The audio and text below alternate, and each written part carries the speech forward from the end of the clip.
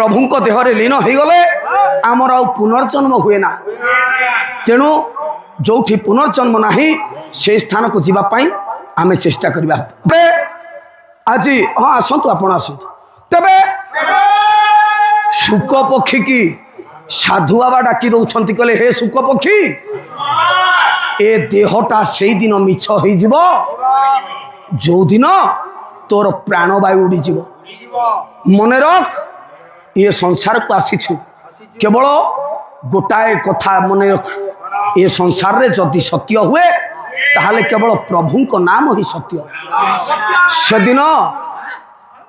सेदिन शुक पक्षी कहला कहला हे साधु बाबा आपण कहउछंती प्रभुंकर नाम सत्य आपण को भागवत रे गोटाए पद लेखा अछि विभुंक नामे थाए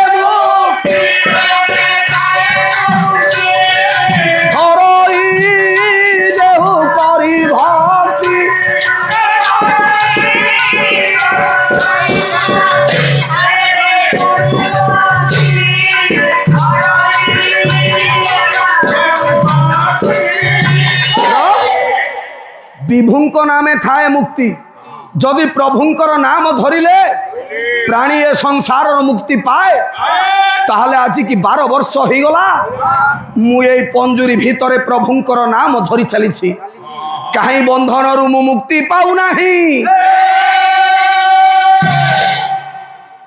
तबे एही समय राजा भिक्षा सामग्री धरी बाहरी आछंती जेतबेले भिक्षा सामग्री धरी बाहरी आसिले एठी राजा डाकिले कहले साधु बाबा भिक्षा ग्रहण कर आपणकर भिक्षा ग्रहण करंतु साधु बाबा मना कर देले कहले ना राजा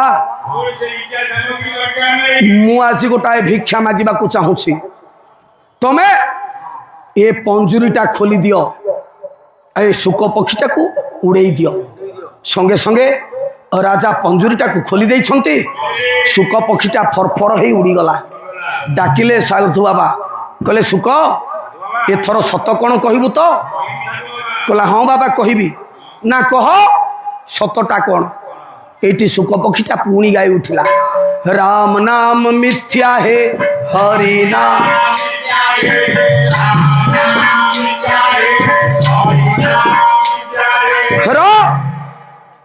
साधु बाबा डाकिले कहले अरे शुक अरे तोर तो मुक्ति आवश्यक थिला तोते तो मुक्ति दे देली पुणी कहीं राम नाम मिछ हरि नाम मिछ कहचु कहला साधु बाबा शुणिब कहीं कहली आज की 12 वर्ष हो गलानी प्रभुंकर नाम नौथिली ए पंजुरी भितर आबद्ध ही रही मुक्ति पाऊ नथिली मात्र कई मुहूर्त आपणकर संग लाभ कली जहाँ पाई मु आज मुक्ति पाई गली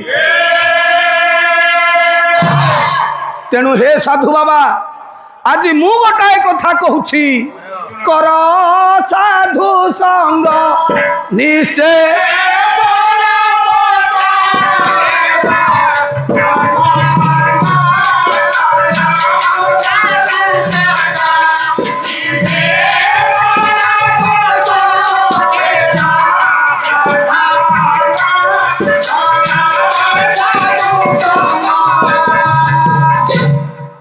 हे साधु बाबा मु ये संसार को गोटाए कथा कहूछि जे साधु संग करे से मुक्ति पाए साधु संग बिना ये संसार रे मुक्ति नहीं इठी शुक पक्षी की साधु बाबा डाकी देले कहला रे शुक तू जो कथा कहलु मु ताको अस्वीकार करूनी मानुची किंतु गोटाए कथा मन रख जी जीवन रे प्रभुंकर नाम नहींनी आउ जार पितामातांकर भाग्य नाही से केबे साधु संगरे मिसी पारिबनी भागवत रे सेति जगन्नाथ दास कहले जार पूर्व भाग्य दिसे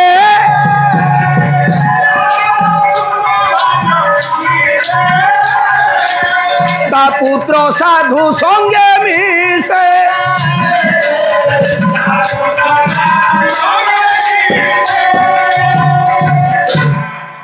ଯାହାର ପୂର୍ବ ଭାଗ୍ୟ ଦିଶେ ତା ପୁତ୍ର ସାଧୁ ସଙ୍ଗେ ମିଶେ। ଯାହାର ପରିବାର ଯେମିତି ସି ଆଜ୍ଞା ସେମିତି ହବ ନା। ପରିବାର ଯଦି ବାପା ମା ଯଦି ଠିକ ନାହାନ୍ତି, ବାପା ମା ଯଦି ଛୁଆକୁ ସଂସ୍କାର ଶିଖେଇ ନଥିବେ ସେ ଛୁଆ ସଂସ୍କାରୀ ହବ କି? ତେଣୁ ପ୍ରଥମତଃ ହେଉଛି ବାପା ମା। ବାପା ମାଙ୍କର ସଂସ୍କାର ଆଗେ। ପ୍ରଥମତଃ ବାପା ମା ସଂସ୍କାରୀ ହେବା ଦରକାର। ବାପା ମା ସଂସ୍କାରୀ ହୋଇ ଯଦି ପିଲାଙ୍କୁ ସଂସ୍କାର ଦେବେ ତାହେଲେ ସେ ପିଲା ଉଚିତ ମାର୍ଗର ମାର୍ଗୀ ହେବେ। ଆମେ ତ ଆଜିକାଲି ପିଲାମାନଙ୍କୁ ଇଂଲିଶ ମିଡ଼ିୟମରେ ପଢ଼େଇଲେ, ପିଲାମାନଙ୍କୁ ଇଂଲିଶ ମିଡ଼ିୟମରେ ପଢ଼େଇ ଆମେ କହିଲେ ବାପୁକୁ ଡାଡ୍ ଡାକେ, ମାଆକୁ ମମି ବୋଲି ଡାକେ। ହଁ, ତେବେ ଡାଡ୍ ଡାଡ୍ କହିଲେ ଡେଡ୍ ମରିଗଲା, ବାପାକୁ ମାରିଦେଲେ ମମି। ମିଶରର ପିରାମିଡ କି ମମି କୁହାଯାଏ, କବରକୁ ମମି କୁହାଯାଏ। ଆମେ ଆଜି ଅର୍ଥ ନ ବୁଝିକିରି ଆମେ କହିଲେ ମାଆକୁ ମମି ବୋଲି ଡାକେ, ଡାଡି ମମି ବୋଲି ଡକାଡକି ହେଲେ ଆମେ ବାପା ମାଆଙ୍କୁ। ବାପା ମାଆକୁ ମାରିଦେଲେଣି, ଆଉ ସେ ଛୁଆ ସଂସ୍କାର ଶିଖିବେ କୋଉଠୁ କହୁନାହାନ୍ତି? ସଂସ୍କାର ଶିଖେଇବ କିଏ? ବାପା ମା ସଂସ୍କାର ଶିଖେଇବେ। ବାହାଦୁର ଭାଇ କ'ଣ ଆସିଲେଣି? ହଉ ଆଜ୍ଞା, ହଉ। ଆମ ବାହାଦୁର ଭାଇଙ୍କର ପ୍ରଭୁ ସତ୍ୟନାରାୟଣ ସର୍ବସ୍ମିନ୍ କାଳ ମଙ୍ଗଳ ବିଧାନ କରନ୍ତୁ। ଚଲାପଥରେ କୁସୁମ ବୃଷ୍ଟି କରି ଭବିଷ୍ୟତକୁ ଉଜ୍ଜଳମୟ କରନ୍ତୁ। ଆଉ ତାଙ୍କ ଚ୍ୟାନେଲ ବହୁତ ନାଁ କରୁ ଆନନ୍ଦ ଏକବାର।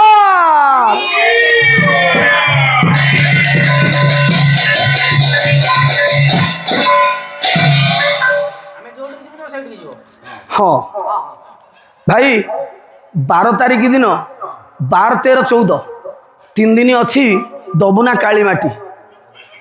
ସେଠି ପହଞ୍ଚିବ। ତୁଳସୀ ମାନ୍ତର ମୋର ଅଛି ପାଲା ସେଠି। ଆଉ ଚିପିଣ୍ଡା ଅଛି ବସନ୍ତ ବେହେରାର ମୋର 18, 19, 20। ଆମ ଚିପିଣ୍ଡା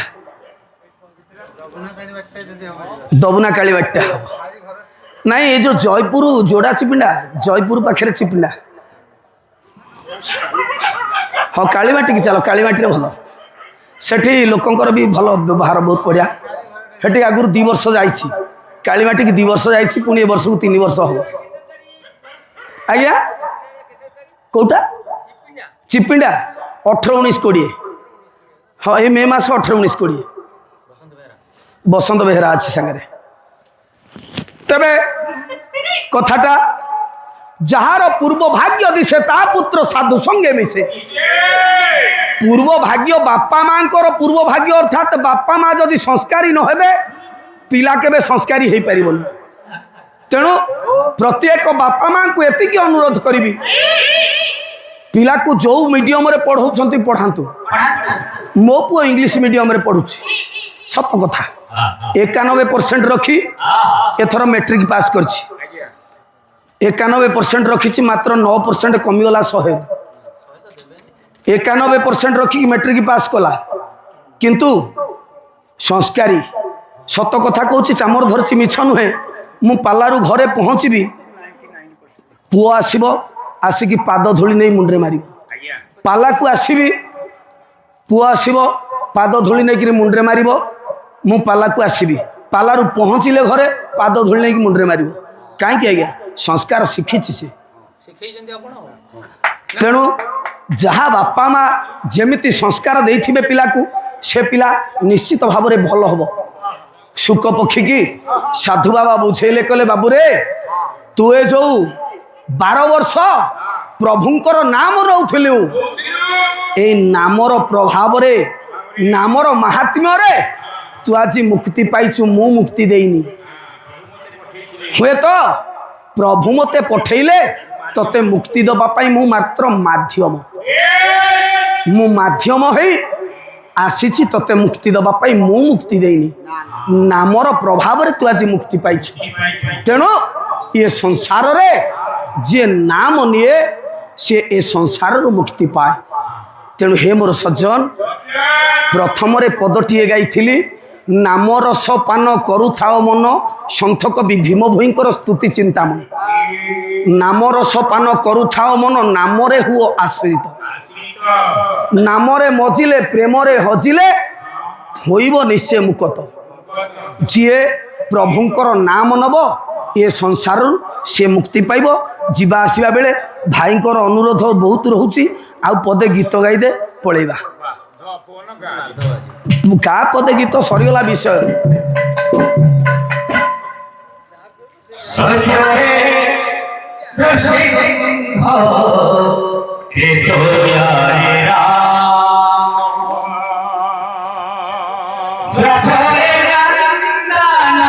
କାଲି କାଲି କାଲି କାଲି କାଲି ହବ।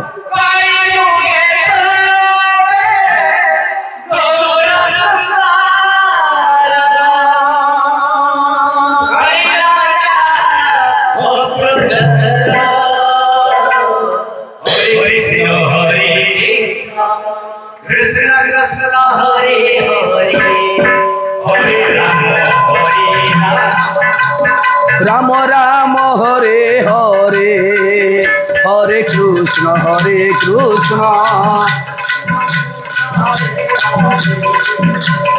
রাম রাম রাম হরে হরে।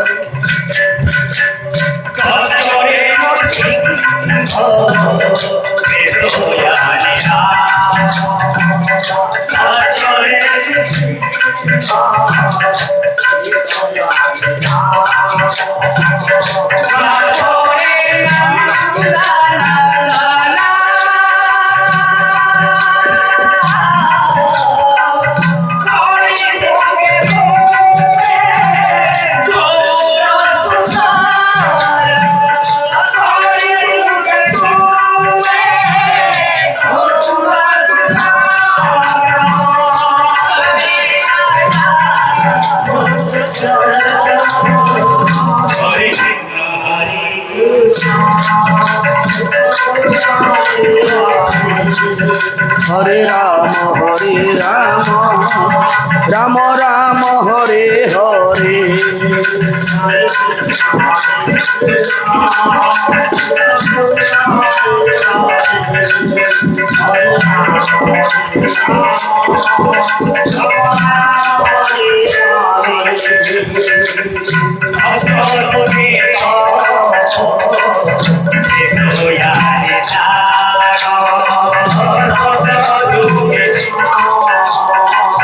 ত্রেতয়ার চাঁদ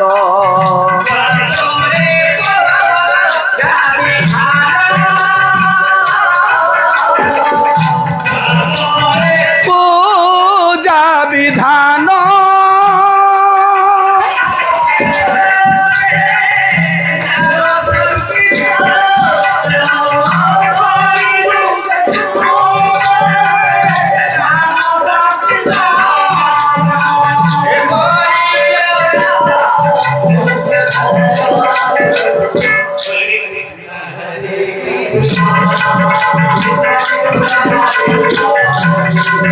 হরে রাম হরে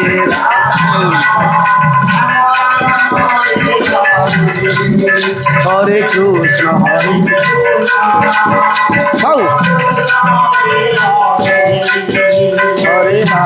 হরে রাম রাম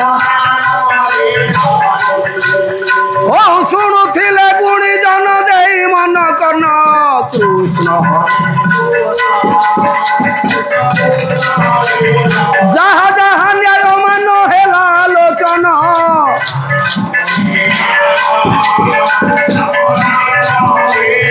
ଏହି ଠାରୁ ବିଷୟ ଯେ ହେଲା ସମାପନ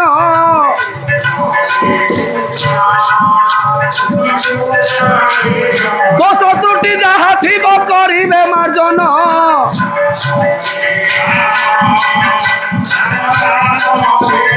ଯାହା କିଛି ଭଲ ମନ୍ଦ କରିଲେ ଆଦାୟ ଏହିଠାରେ ପତି ପୁଅ ନେଉଛି ବିଦାୟ ବିଦାୟ ବେଳରେ ମୋର ଏହି ମାତ୍ର ଓଳି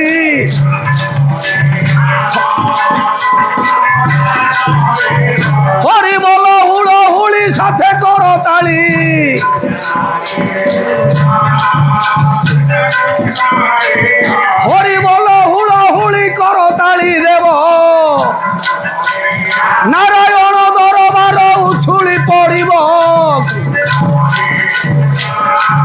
କୃଷ୍ଣ